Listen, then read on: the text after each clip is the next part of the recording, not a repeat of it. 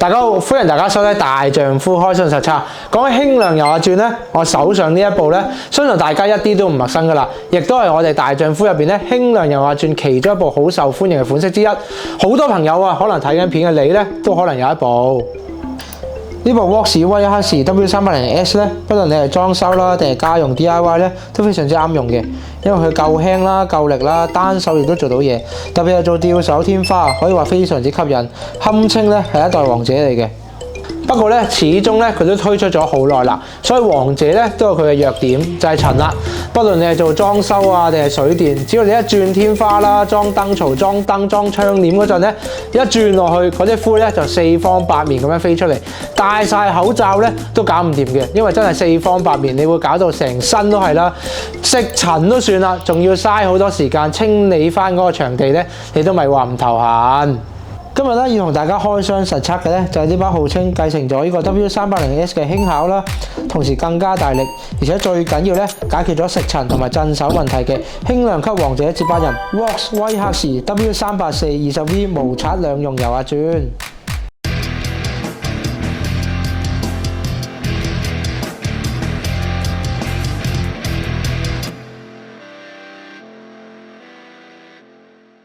以往啦，我哋用威克士嘅機咧，想邊轉邊吸塵咧，我哋有兩個方法。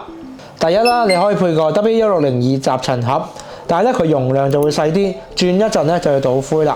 另外啦，佢因為靠真空上牆嘅，所以每轉一個窿啦都要拆翻落嚟，再上去第二度再裝過，比較費時失事。用完咧仲要攞 USB 插翻電嘅。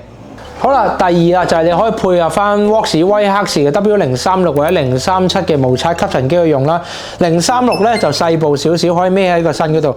037咧就有埋碌，方便你推出去嘅。咁當然啦，呢啲吸塵機咧吸力咧就毋庸置疑噶啦。咁但係點都好，你都係要帶多一部機出街嘛。咁同埋做嗰陣咧，你都要有條管咁樣擸住啦。特別你係做高空工作嗰陣咧，就零舍理氣啦。所以咧，大家一直都等緊 Works 威克士新嘅油壓鑽，就係可以做到自帶吸塵嘅油壓鑽啦。好啦，今日咧就終於有得俾大家睇啦，就係呢部 W384 加埋個 W1603 嘅集塵器，真正做到個油壓鑽加集塵器咧一體化。呢個集塵器嘅供電咧，同呢個油壓鑽嘅供電咧，都係用同一個電池。你個電池放咗個油壓鑽嗰度啦，你個油壓鑽一着機咧，呢個集塵器咧自己都會着機噶啦。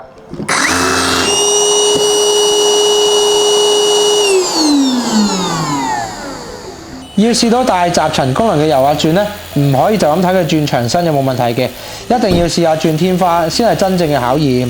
因為地心吸力咧係會令到啲灰塵向下跌啦。如果吸力唔夠強咧，就好容易會有漏網之魚喺嗰條罅嗰度咧飄翻落嚟啦。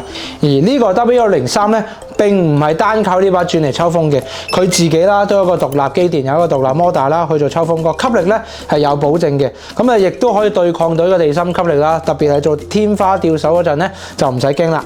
加上咧，大家見到呢個 detail 位咧，佢一個無刷喺度嘅，咁你可以包到嗰個轉窿位啦，實一實唔驚有漏網之魚啦。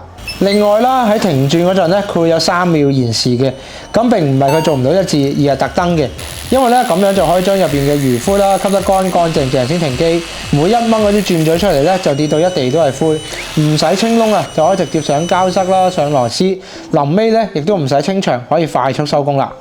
咁清塵咧都好簡單嘅啫，撳住個黑色掣啦，就甩到個塵盒出嚟，另外一個 filter 咧就倒到啦，咁啊非常之簡單。咁啊標準配置啲 HEPA filter 啦，過濾率咧達到99.97%嘅，即係0.3微米嘅灰塵咧都阻隔得到。如果你想佢嗰個效能 keep 得耐啲咧，就盡量唔好用水洗啦。好啦，佢嘅容量咧有200ml 嘅，你轉100幾個窿啦，要處理佢嘅灰塵咧係絕對夠用，夠用得嚟咧又唔會太大個，亦都唔會太重。好啦，講到佢重量啦，佢成個 W103嘅重量咧都係1kg 左右嘅啫。對比市面同款咧，佢算係中規中矩啦，比較嬌小精巧，可以攞出去用。咁但係咧，佢嘅深度咧就比市面同款嘅犀利啦。佢最長咧可以做到120mm，比坊間嘅咧深咗20mm 左右。咁去到呢度啦，點解同大家嘥咁多篇幅去介紹呢個 W1603嘅集塵盒咧？因為佢係通用嘅。威克士啦已經講明咗，嚟緊咧2026年同大家見面嘅新油壓鑽咧，都係通用呢款集塵盒。好啦，其實咧，除咗今次呢部 W384會取代咗舊款嘅 W380S 之外啦，佢哋 Works 咧油壓轉咧會有陸續新嘅東西出嚟嘅。點解要特登咁樣同大家講咧？因為今年2025年啦，大家都留意得到咧，Whitehawks咧有好多新嘅機推出啦，不論磨機啊、吹風機啊、電批啊等等咧，都有新嘅東西。唯獨咧喺油壓轉上面咧，可能冇乜消息。咁但係咧，大家2026年咧就可以期待一下啦。因為咁多位師傅們，可能你話輕量油壓轉我未必用得着。我哋做開嗰啲非常 heavy duty 嘅嘢，我要用3用油壓轉嘅。咁但係今次嘅重點，你都可以留意下嗰個 W1603 集塵盒先，因為 W1603 咧集塵盒咧係共用到佢之後嘅油壓轉機款。咁變相咧，你第日一個集塵器咧就幾部機都啱用，咁啊非常之抵玩加分啦。好啦，解決咗塵嘅問題啦，咁力水又如何先？輕量油壓轉咧，好多師兄一聽個名咧就好擔心佢咩啊？擔心佢唔夠力咯。咁呢部新嘅 W384啦，喺性能上咧，絕對咧會比舊款嘅 W380S 咧優勝嘅。咁當然啦，你話喂唔好玩啦，就咁睇數據，兩部都係1.7焦耳啫喎，勁咗喺邊咧？睇嘢咧就唔可以睇得咁簡單嘅。佢咧有一個新嘅電子穩速嘅技術，佢可以確保啊唔會出現咧舊款咧，我哋有時轉啲窿咧比較大啦，或者轉到比較深嘅時候咧，會有跌速嘅情況出現。佢咧就會一個電路板自動保有 keep 翻嗰個轉速，保持個效率嘅。咁啊，官方數據顯示啦，轉最常見嘅8mm窿咧，佢嘅效率咧比起舊版本嘅 W380S 咧都快咗足足3成以上嘅。咁呢部機啦，咁啊轉窿咧最大可以轉到20mm 石屎。咁啊，官方建議咧轉6到10mm嘅效果咧係最好嘅。咁啊嗰句啦，開工講求快手，你一日轉100個窿咁樣計上去咧，真係早人好多收工嘅。好啦，效率高咗又大力咗又無塵咁犀利，好多師傅就要即刻問啦，喂，會唔會震多咗㗎？我可以答你，不單止冇震多咗，更加係震少咗。因為咧，我哋老實講，依家減震技術咧喺油壓轉入邊咧入流嘅話咧係必然要有㗎啦。咁大家都會好叻，即刻望呢個減震手柄。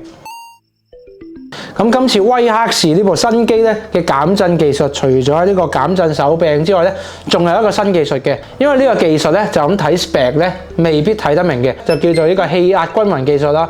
咁大家都實試過㗎啦，用油壓轉用得落咧，佢震到隻手咧痹晒嘅。其實傳統油壓轉嘅氣缸咧係密封嘅，當裡面嘅撞錘啦高速來回嗰陣咧，氣缸裡面嘅空氣啦會好似彈弓咁樣被壓縮亂咁彈。呢啲不規則壓力咧，會令到部機咧非常之震。咁 Works 嘅工程師啦，就喺呢部 W384嘅氣缸啦同埋撞錘上面咧，加咗個排氣槽。大家睇下下面張圖咧，呢啲槽咧就好似開窗透氣咁樣啦，疏導咗入邊亂撞嘅氣流。咁啊，真係好似人咁樣啦，條氣順咗啦，輸出咧效率就自然更加穩定啦。咁另外啦，就配合埋佢呢個減震手柄啦，呢個橡膠入邊咧，呢度仲有一個吸震嘅橡膠轉軸，咁變相成部機前中後咧都有嘢幫你吸震。咁你 feel 到咧用嗰陣咧，嗰部機咧係大力咗啦，但係比以往咧冇咁加震嘅。真係你今日咁不幸俾人派咗全日都去轉天花咧，你都冇咁辛苦。好啦，講咗咁耐啦，咁啊去到實測環節啦。我哋準備咗個新舊對決俾大家睇下，試一試個 W380S 啦，同埋個 W384喺減震效果啦，同埋轉窿效率俾大家睇一睇嘅。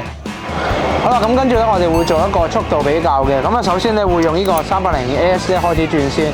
咁呢部機咧，我哋分別都會轉5個窿啦，用到咧會係8mm嘅轉軸啦，工作長度係100mm嘅。咁啊，睇下大家分別轉窿嘅時間有幾大差別啦。OK。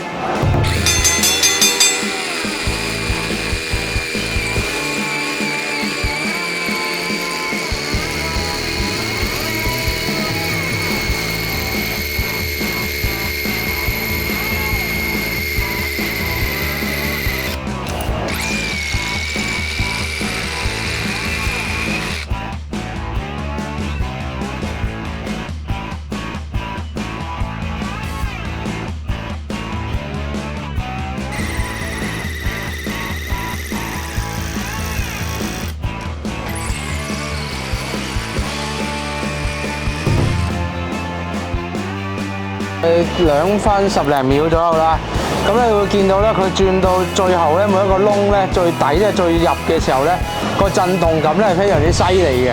我哋手咧係擺晒嘅，就因為佢轉到好入咧就好辛苦會轉得。好啦，咁我哋試一試埋呢個 W384，睇下效果點樣。係啊。3、2、1。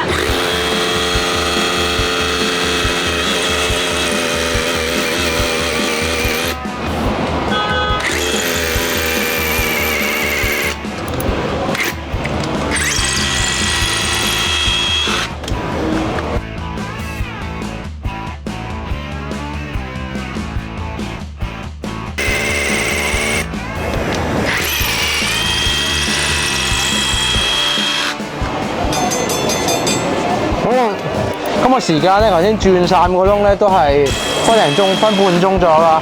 咁同埋咧最大嗰個感覺分別咧就係你見個震動係爭好遠嘅。咁變相咧轉到好入嘅時候咧，你唔需要俾380S咧嘥咁多力去平衡個人或者平衡嗰部機嘅。咁所以咧佢嘅效率咧雖然係同一個焦耳，但係因為有新嘅技術咧，你會見到個轉速係平穩咗啦，震動少咗啦，力度咧亦都係大咗，亦都係快咗嘅。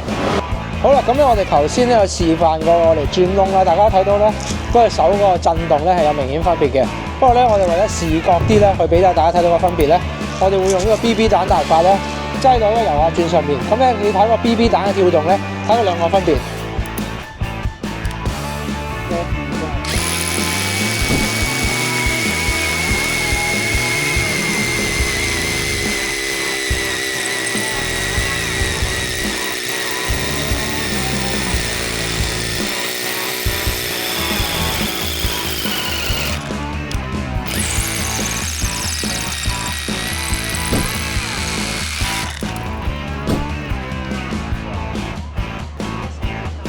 1、2、3。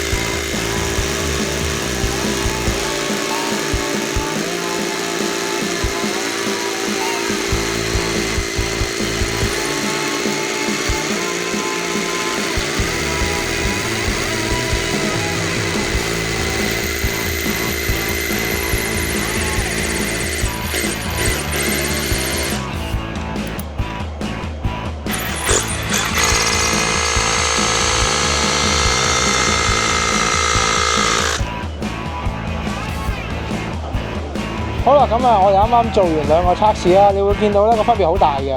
啱啱咧用舊嘅 W380S 咧，一開咧嗰啲 BB 彈已經仙女散花咁散咗出嚟嘅，代表佢哋嗰個 BB 彈震動嗰個受力咧係非常之犀利啦，散到周圍都係。呢部咧當然都有跌一啲出嚟嘅，但係你見到咧轉嘅過程咧，佢都會邊喺呢個兜入邊咧自己跳嘅啫。咁你可以見到嗰個受力咧，即係你等於你手嘅受力係爭好遠嘅。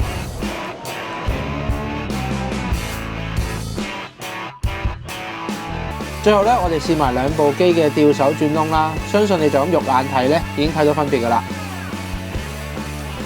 裝咗呢個 W1603嘅集塵盒啦，真係少咗塵好多嘅。而舊款嘅 W380S 咧，因為就咁吊手轉啦，真係雪花紛飛，一身都係嘅。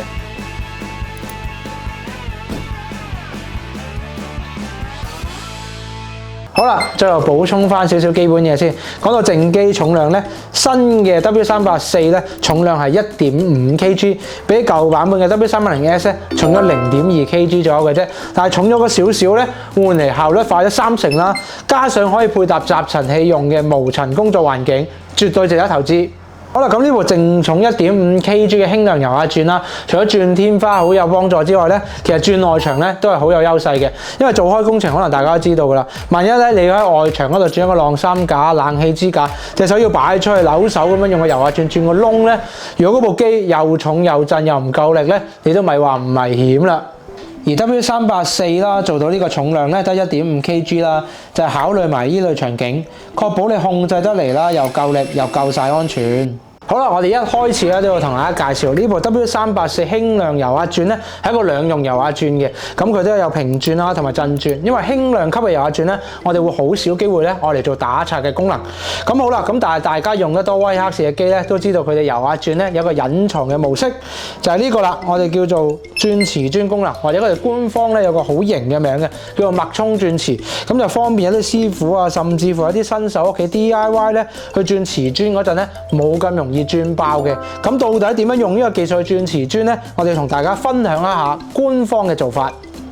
譬如啦，你喺廁所要整個廁紙架啦，今次咧你就唔使額外攞多部電鑽或者攞磁磚轉嘴出嚟做預轉啦，咁就可以直接用埋佢呢個油壓轉嘴啦。咁啊用呢個震轉模式開埋呢個磁磚模啊，記得一定要開呢個磁磚模。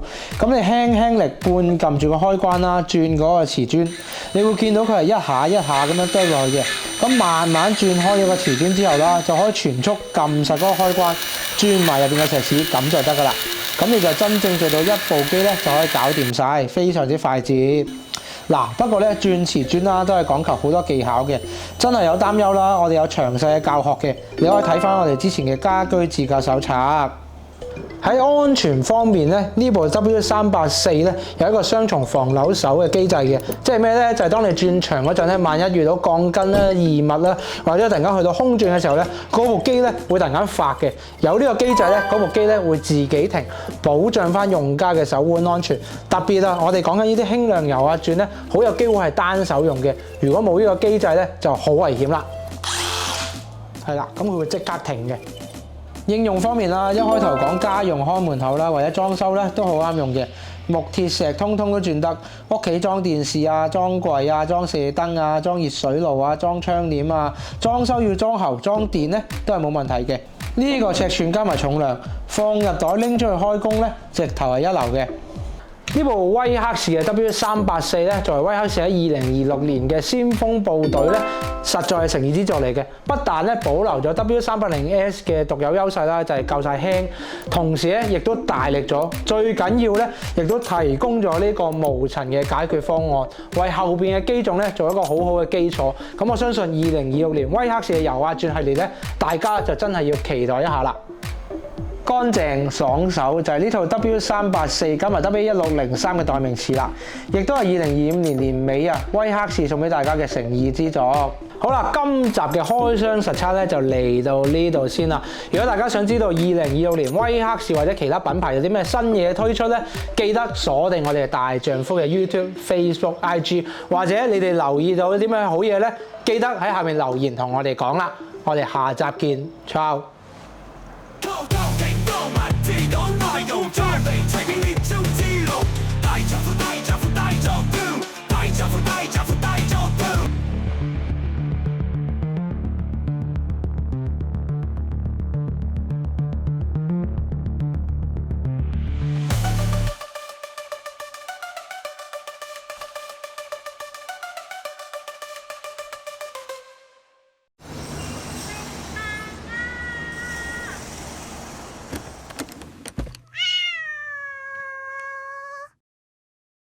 大丈夫。